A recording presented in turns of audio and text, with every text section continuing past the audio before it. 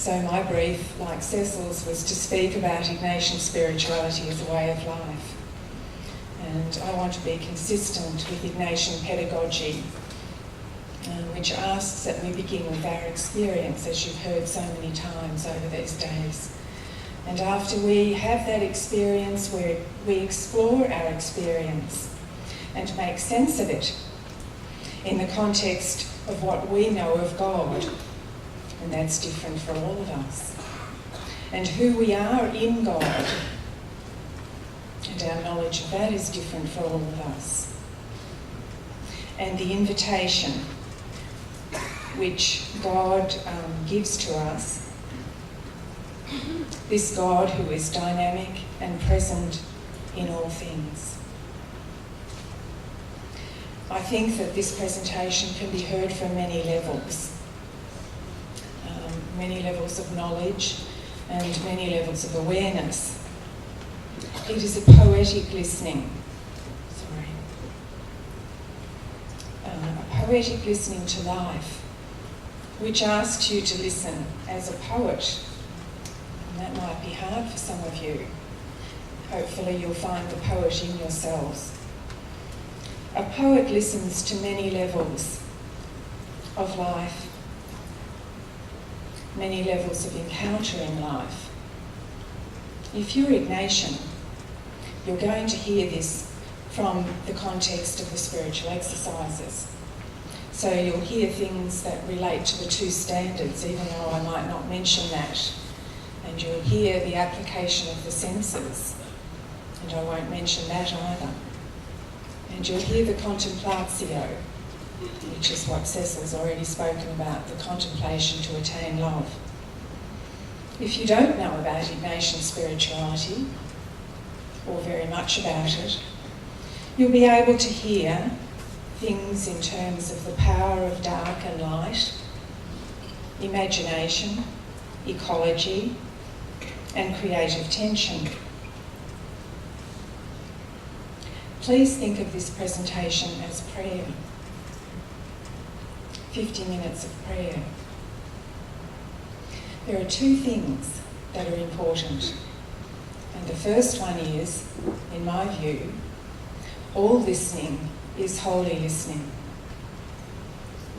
Your disposition to what you hear and your response to it will be either incense to God, or it will annihilate grace, or somewhere in between. But the fact that you can listen is a holy thing. The second thing I'd like you to know is the methodology of this presentation is more important than the content. Those of you who've been in the workshops with me the last couple of days would have seen and listened to me talking about the difference between telling and showing. And today I won't be telling you too much, I'll be showing you something. I've also spoken about the difference between telling a story and making a story. And hopefully we will be making a story. And even as I talk to you right now, we are making a story. We are making that story together, as individuals and together. This year, I spent 4 days with a novice beekeeper. When we arrived at her home in Somerset, England, in early September, she was busy driving away bees that were trying to re-establish themselves after she had collected honey from their hive. Honey has long been a sacred symbol. To the Israelites, it was a sign of God's abundance and benevolence. In Numbers 16:13, Egypt like the Promised Land, Canaan in Exodus 3:17, was described as a land flowing with milk and honey. In the early Christian era, milk was considered to be the sustenance of physical birth and honey the sustenance of spiritual birth. Bees have amazing skills. They can distinguish members of their own hive from those of other hives. They notice light beyond the spectrum visible to our own eyes. This tiny creature can do that. They communicate in an extensive vocabulary. Yet few animals are individually as helpless as a honeybee. Each bee, to a surprising degree, is quite dependent upon the others in the hive. But let me return to the beekeeper's story. In the garden, the bees buzzed around the discards from the honeycomb that she had wrapped and tried to disguise in an outside burner. Eventually she relinquished the plan to drive them away. She enclosed herself from head to toe in her white beekeeper's suit, and she moved the discards from the burner to a rubbish bin some metres away. But bees are highly alert and sensitised. They found the rubbish bin as well. It seems that bees know what is important to them.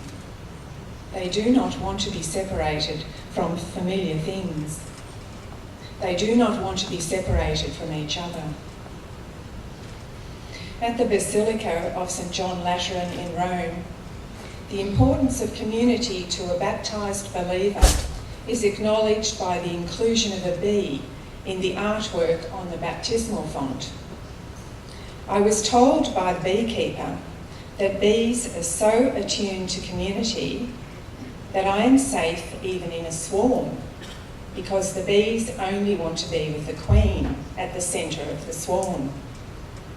They swarm in the shape of a womb, nurturing and protecting the queen and each other as they work together to achieve the desire that their instinct dictates.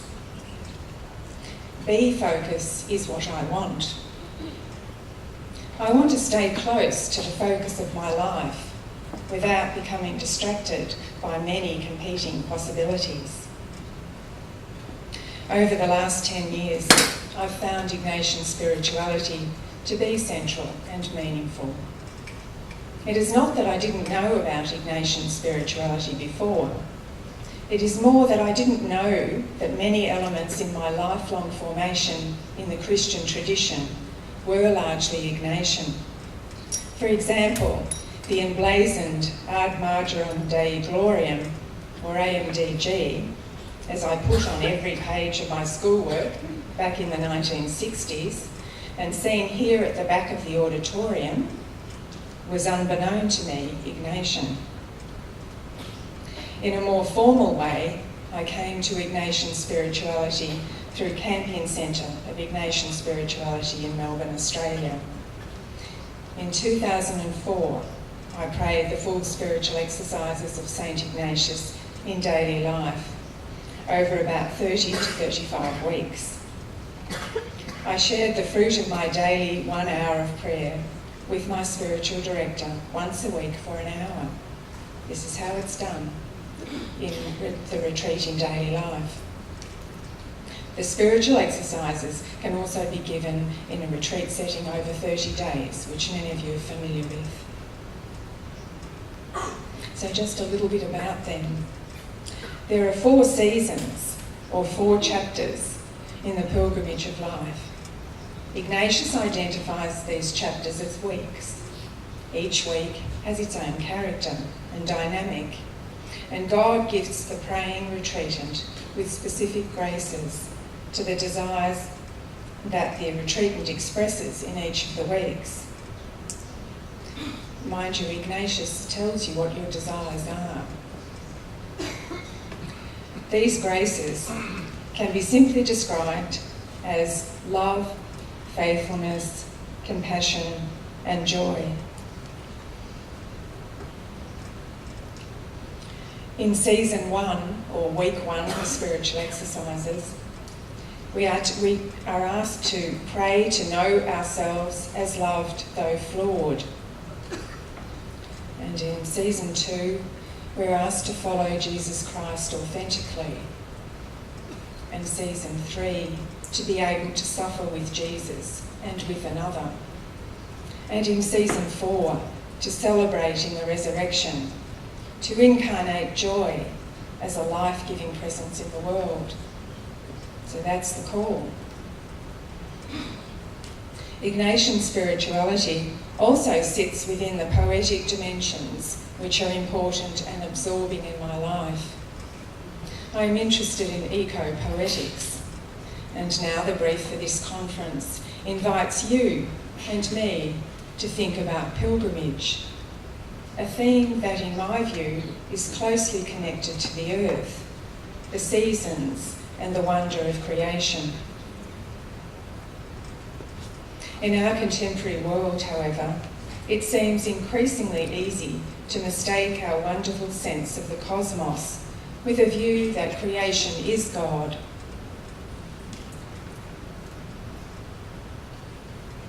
In Ignatian spirituality, we are asked to find God in all things. We are not asked to believe that God is all things. It seems that if I lose focus on God, deferring to my interests in spirituality, poetry, pilgrimage, and the cosmos or anything else, these interests will remain parallel but not convergent.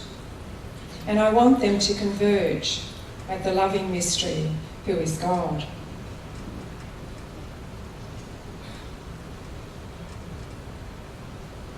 So you might like to think of the things in your life that run parallel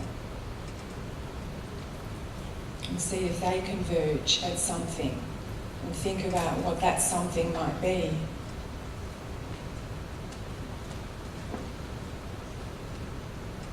So, I've been asked to speak about Ignatian spirituality as a way of life in the context of the broader title of this conference. And I'm pleased to reflect on this topic because it is good to know how one moves from one thing to another. And I've asked myself, how did it happen that I came to be involved at this level in Ignatian spirituality? My intention in coming to Campion was to do a retreat and to grow in grace. While I could say that I grew in knowledge and in grace, while I could say that as I grew in knowledge and in grace, I simply morphed into my current role as Director of Student Formation, I am more sure that God chose these things for me. At the same time, I consciously chose to participate one step at a time with the vision God gave to me. Ignatian spirituality has freed me to make choices so that I can recognise that the things I have done and will do in my life are brought about through my conscious and unconscious desires that are all part of the presence of God in all things. How does this happen? In this presentation, I will use many verbs to describe a person's participation with God and God's unfolding cosmos. Words such as welcome, listen, notice, engage, encounter, inspire, dream, imagine, create, and surrender. I suggest that this participation happens in a spiral dynamic that is uplifting. The actions implied in these verbs are not a hierarchy. They are not sequential, not linear.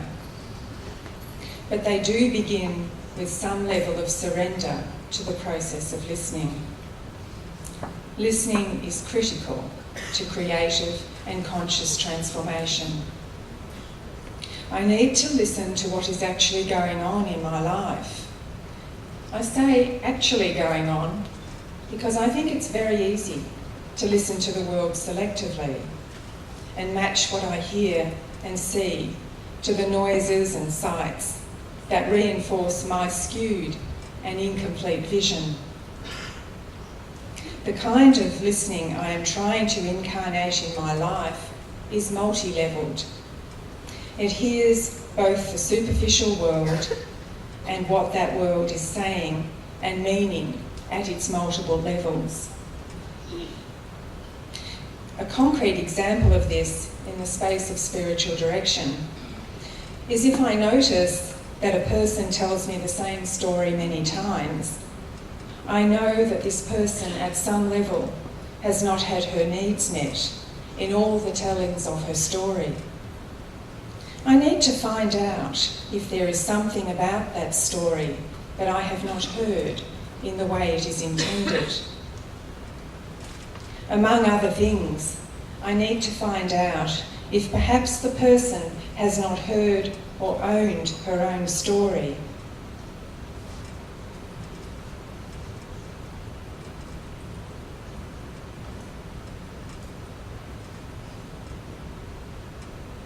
I feel like I've missed my spot here.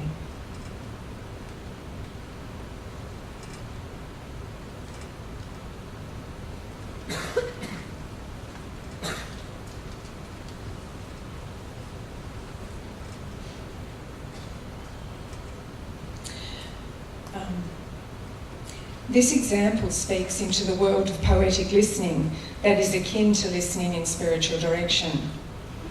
If the Ignatian adage that we can find God in all things is to be taken seriously, then I have the imperative to see, hear, taste and touch all things as metaphors which lead me to God's vision.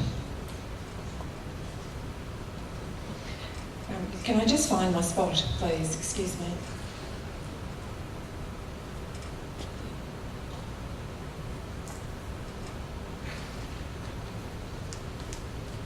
Okay, I'm not too far out. Freya Matthews, an Australian professor of ecological philosophy, says in her essay, An Invitation to Ontopoetics, to find the world hidden within the world is to experience an opening of the ordinary world into poetic significance.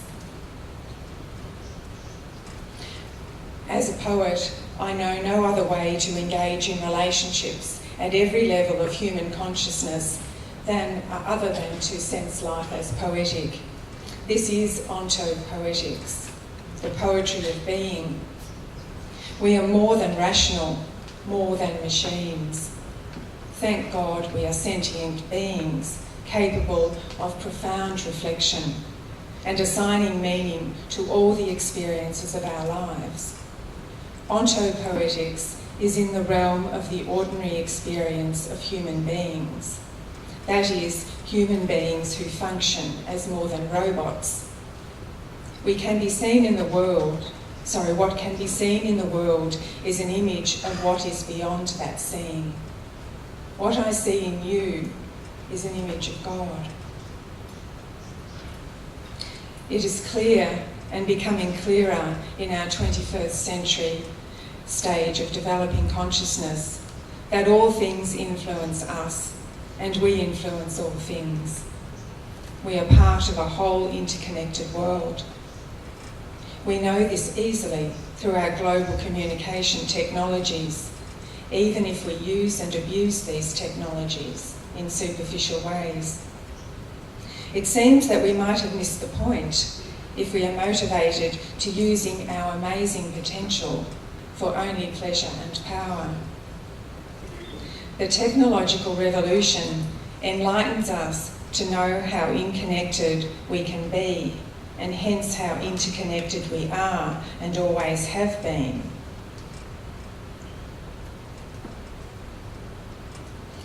In this context, spirituality suddenly becomes a buzzword.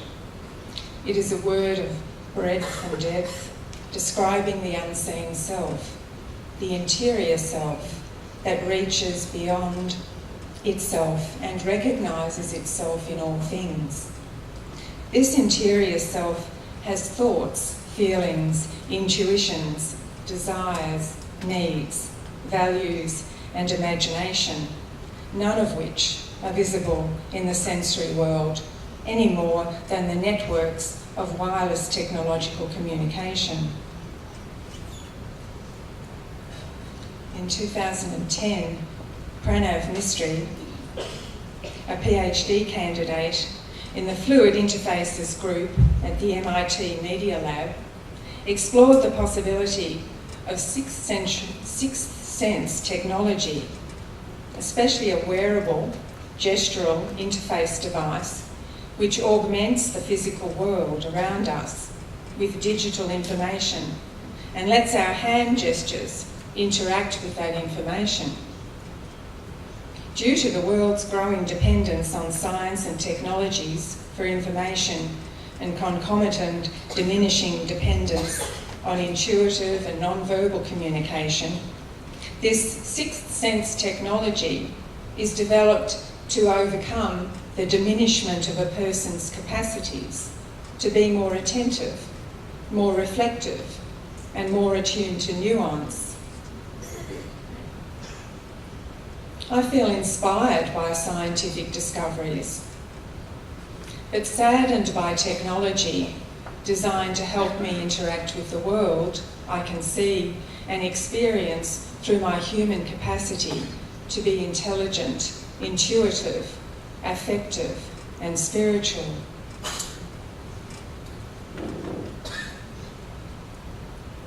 Sensory data has monopolised the variations in our capacities to find meaning in the world.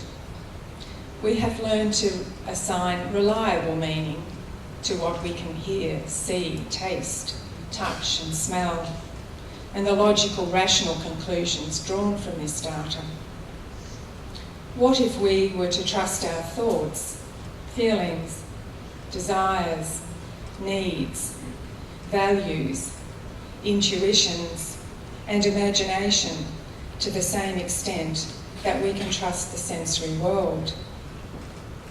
What if we found that God was reliable in all things? What if we believed that? Now I'm speaking about Ignatian spirituality as a way of living for all. I wrote much of this presentation in Halls Gap, in the Western District of Victoria, Australia. Halls Gap nestles between the remnants of mountains that are now at their smallest proportions in the cycle of seismic shifts, earthquakes and floods. As I sat in my studio room, I looked out on a rustic landscape of kangaroos that I could see and snakes and echidnas that I could not see. I thought about what I had left at home in urban Doncaster. I especially thought about my neighbour, the Reverend Ruth Smith, Canadian-born and an Australian citizen, who had only 2 days earlier been taken to palliative care for probably the last time. I had the intuition to pray for her in more than the usual way. I brought my whole self to this prayer by gathering all my physical self, my desire, my love, and my mind into a heart centre, then offering that centred self in full presence to God, in complete connection with my neighbour. As I reflected on this an hour later, I wondered if this was the moment that she also offered her whole self to God, leaving this earthly life behind. I didn't need to check that out, because I trusted the intuition I had at that moment in that place, 4 hours drive from where she was in Kew, that what I did in that prayer was what was needed. In these ways, I was completely at one with her. In that scenario, everything was relevant. Halls Gap has been a holiday destination for me more than 20 times in my life. My heart is centred there. I exhale as soon as I see the Grampians from the Western Highway and inhale the breath of God in a conscious and significantly prayerful way.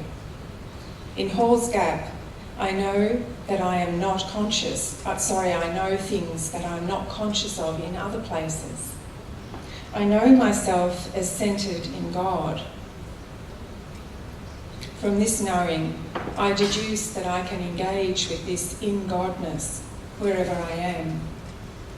This experimental poem up there is in my book, and it's a meditative poem. It's not about reading, it's about looking.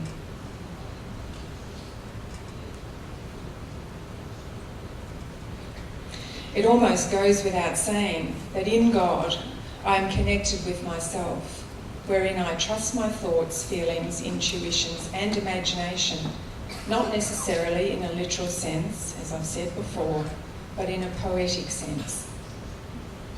These thoughts and feelings point to the unfolding of truth. They are at least metaphors of what is and what can be. From this centred place of myself, I am connected with the wordless, deepest mystery of anyone and anything. In my doctoral thesis, which, as Nikki said, is entitled Poetry and Grace, an autoethnography exploring poetry as prayer in the context of Ignatian spirituality, I discovered that my poetry and the process of writing that poetry were deeply revelatory. It spoke not only about myself, but also about the cultural milieu in which I live and relate. I knew more about myself and that culture, the more I took seriously the words that actually spilled onto the page. I will give you an example of this. I will show and not tell. I write in the present tense to communicate the immediacy of the experience. I write, the example I give is being written now. It is not drawn from some other experience. It is happening now as I write this presentation in Hall's Gap at this table on the 19th of October 2014. This aspect is important because if I am to know more than I currently know, I have to trust that what I say now in poetry is going to tell me something that I don't already know, such as dreams might do. I will need to listen poetically to the words that I have written, because they are not only factual in relation to all their content, but they are symbolic. I want to explore what their symbols mean to me. So if you just allow yourself to listen to what I wrote, you could close your eyes when I read this poem to you.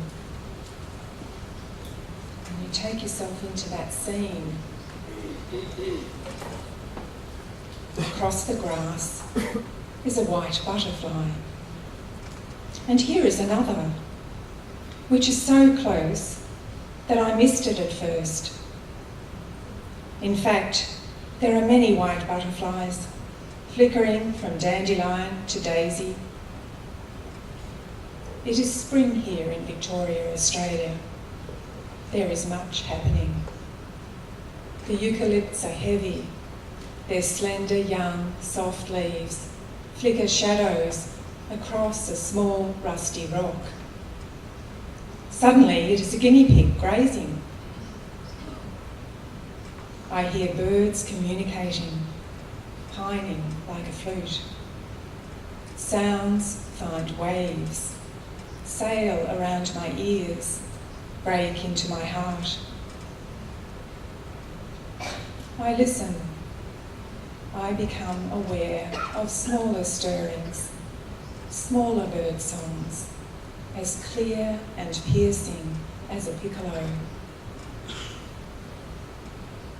I am listening, my God, to what you are saying, to what you underline for me in the bird on the ground at my feet and the birds of the air.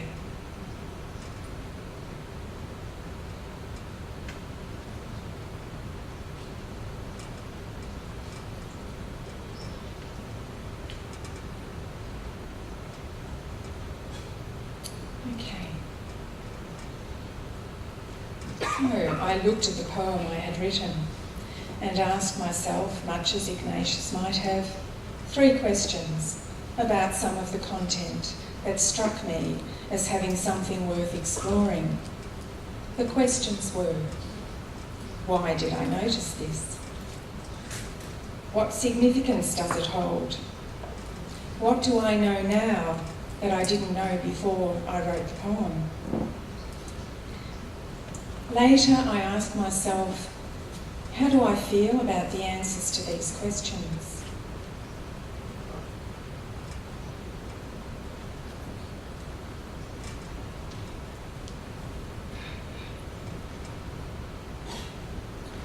Across the grass is a white butterfly. I noticed the butterfly because it contrasted with the fading green and brown landscape, and because it was moving and dynamic. This is significant. God's world is in contrast with the world it has become. I want to look at what shines out and is dynamic against the unchallenged frameworks of my culture. I feel consoled by these thoughts. They are truths centred in me. These truths are life-giving and hence come from the source of life, who is God. Consolation comes like water dripping on a sponge.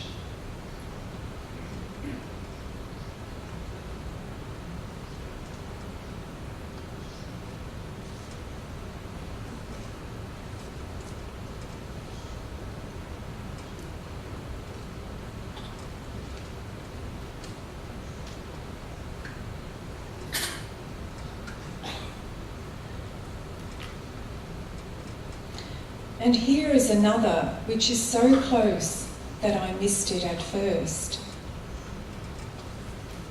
I recognised, even in the poem, that I sometimes look beyond what is actually present. It is to the present that I am called.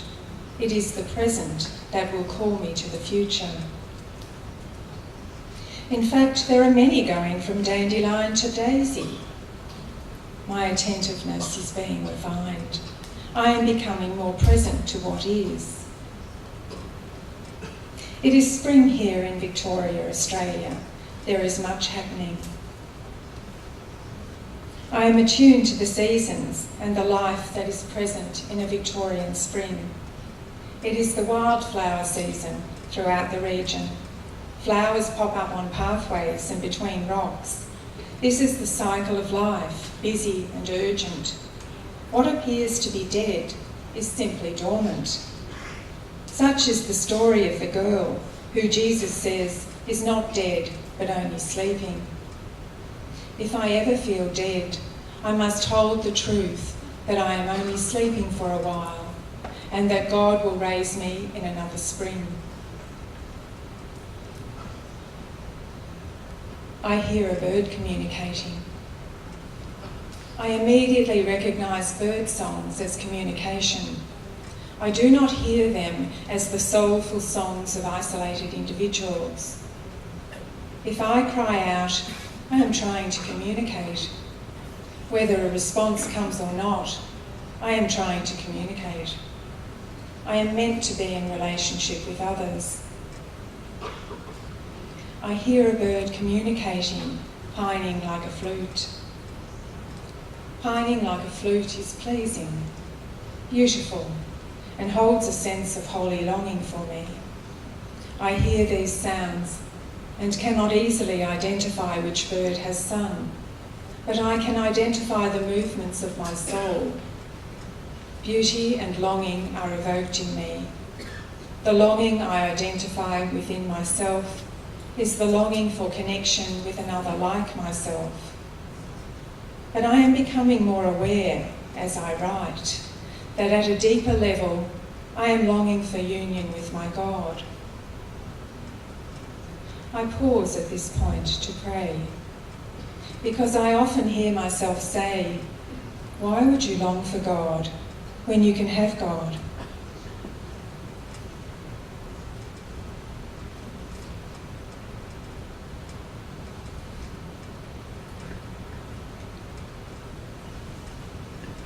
And at that moment of prayer, I received an email from a person praying the spiritual exercises.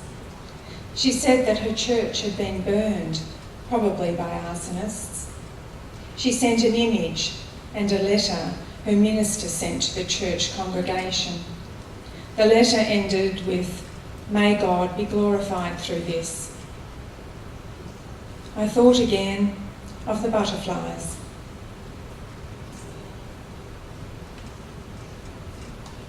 And how this minister's words were moving and white against the backdrop of commonly held frameworks of thinking. Yes, I wanted God to be glorified through this, and I wanted God to be glorified in me. Again, I became centred and poured my whole self towards God in the people and circumstances at St Jude's Anglican Church in Carlton, Melbourne. I asked for prayer from my colleagues. I ask, what is happening in our world that a church building, a place in which people worship God and find a sense of belonging, can be vandalised and set alight, either intentionally or even at whim? What is this saying about the values of our world, and how can it challenge my values as I ponder this occurrence?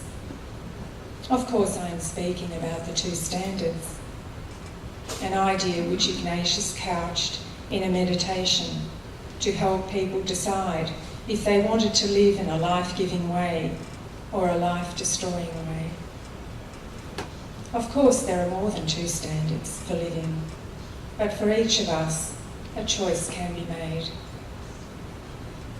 How can I look at this and other seemingly tragic events, both realistically and in a way that gives me life?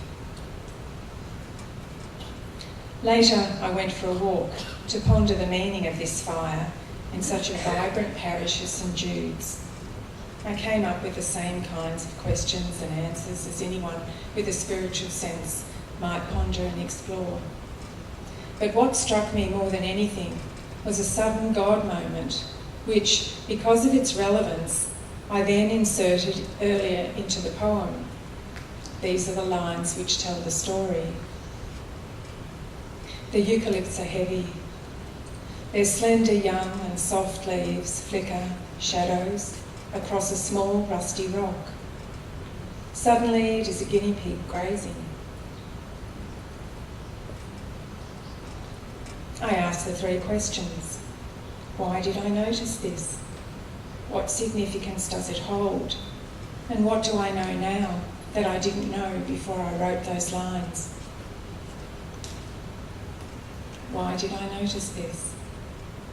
The poem, and writing the poem, has distilled my attention towards anything that moves and contrasts. The sudden movement of the shadow contrasted with the stillness of terracotta. I saw what was imaginary for a moment. I say imaginary because the rock was not a guinea pig.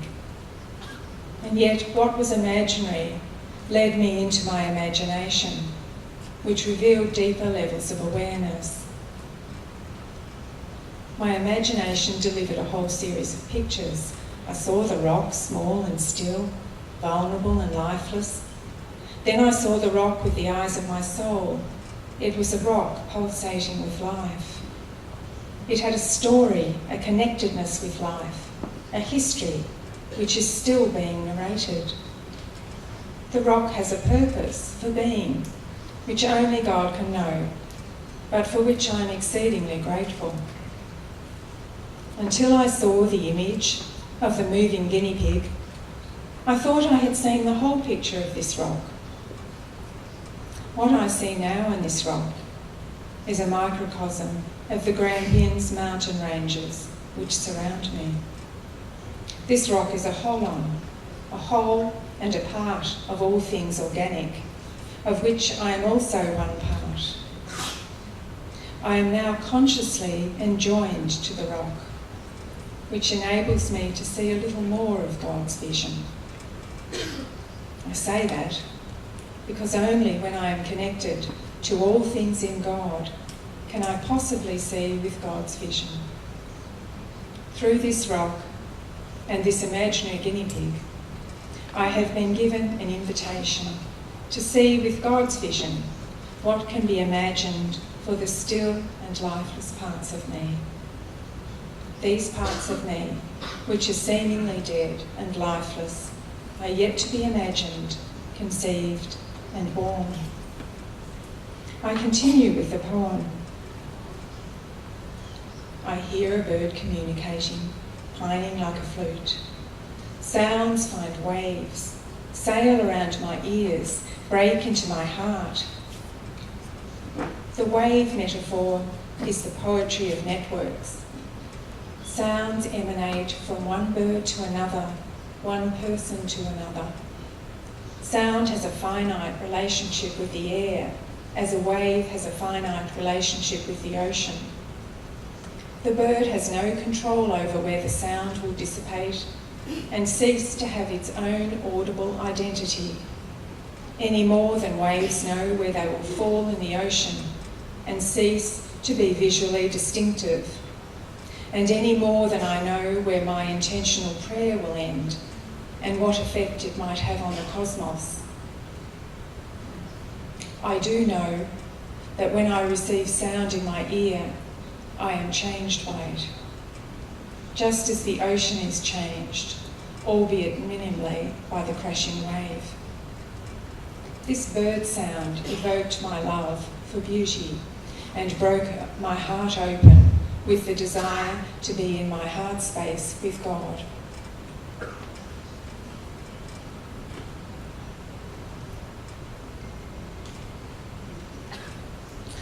I listen more deeply. I become aware of smaller things, smaller stirrings, smaller bird songs, as clear and piercing as a piccolo. Sounds draw me. I hear smaller and smaller sounds, both outside and within me. This auditory sense is distilled and acute as I write the poem. There is the metaphor of hearing also, to which Ignatius refers in the prayer of the application of the senses. The late John Veltri names this sensory application as the passive reception of deep intimacy. Hearing is more than audible sounds interacting with my physiology, more than the feelings evoked. Hearing is the awareness of the vibration of God's fingers on my life. Hearing involves a disposition of welcome to all that impacts my life. Only with such a disposition can I notice, engage, encounter, and dream. Only then can I ask how this engagement inspires me to surrender and incarnate the creative response to which God enjoins me. I am listening, my God, to what you are saying, to what you underline for me in the bird on the ground at my feet. At this point in the poem, I have ceased to ask why. I am encountering God, not the bird, not the ground. I am hearing God's voice and the way that the bird and the ground underline the truth that God speaks to me.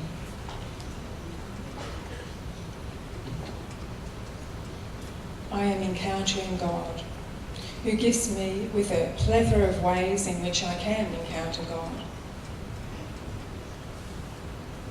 This is intimate, loving, and extravagant. As I return to the poem to write this reflection, I am able to put words on the experience in a way that I did not care to at the moment of the first experience. This is what Ignatius means by asking us to pray the prayer of repetition. This prayer is not actually a repetition. It is a new prayer, a new encounter with God. It is the margus of Ignatian prayer that encourages us to seek more, to be more, to become more in the image of God. and in the birds of the air. The last line came swiftly. It connected me with the scripture that I find to be both consoling and theologically questionable. Look at the birds of the air. They do not sow or reap or store away in their barns, and yet your heavenly Father feeds them. The verses 25 to 27 indicate God's knowledge of the birds, their habits and practices.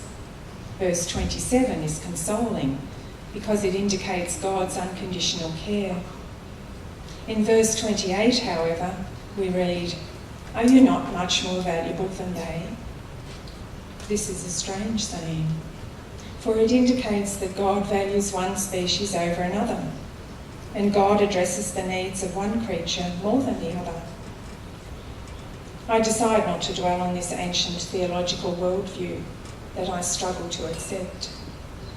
Instead, I allow myself to be drawn into incongruity and the ambiguity of what I love and hate, and what consoles and dissolves me. George Herbert's poem, Love, begins by saying, "Love bade me welcome, though my soul drew back, guilty of dust and sin. But quick-eyed love, observing me grow slack, from my first entrance in, drew me nearer, sweetly questioning if I lacked anything." Fear and desires are opposites in love. At the best part of ourselves, we desire what God desires in us, and it can only be love. Also, at the best part of ourselves is fear that we will not be loved and lovers as we need to be and want to be. This fear, though tragically enacted upon in this world, is a tool that has the capacity to draw us into God's world, where all our fears are transformed by the light, movement, presence, and action of God. Suddenly in God's world, we see all the butterflies, hear all the sounds, we see the guinea pig move. These awarenesses are as real as the rock that sits silently and still on the earth.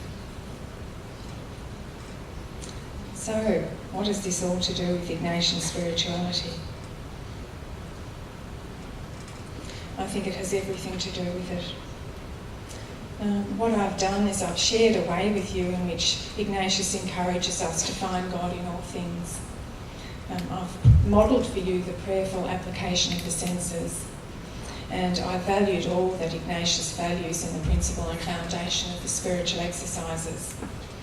I've enjoined my life and this presentation to Ignatian spirituality, in that everything on the face of the earth is there to accept or reject in accord with what is life-giving and what is life-depleting. I have shown that the imagination is a powerful life-giving tool to connect us with the deeper realities of our lives. Feelings, thoughts, values, intuitions can be trusted as windows to grace, to expansiveness, to freedom.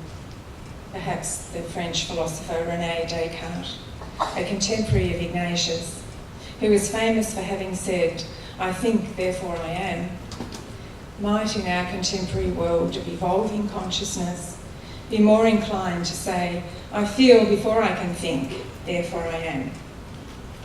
The inclusion of all things human is potent in healing our world. When we are focused on God, or drawn into our centred selves in God, we become more human. We are able to do the work of being human. This brings me back to the bees, who are truly bees when focused on the queen, and being bees and doing the work of bees together. I'd like to finish with this poem that Mickey has translated for me. It's the Principle and Foundation, very contemporary version. Okay. And at the end of this poem, I'll be inviting you to pray with me.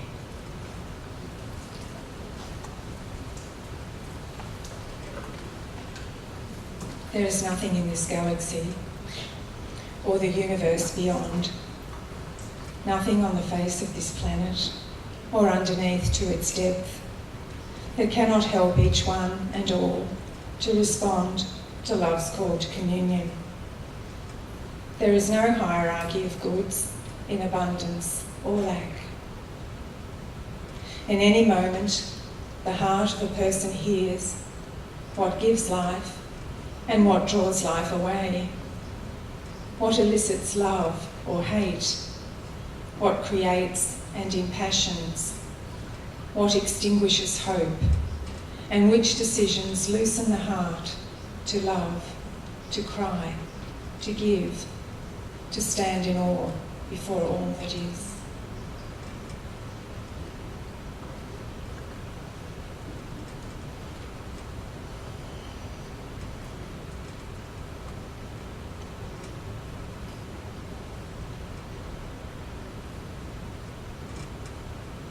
So shall we pray?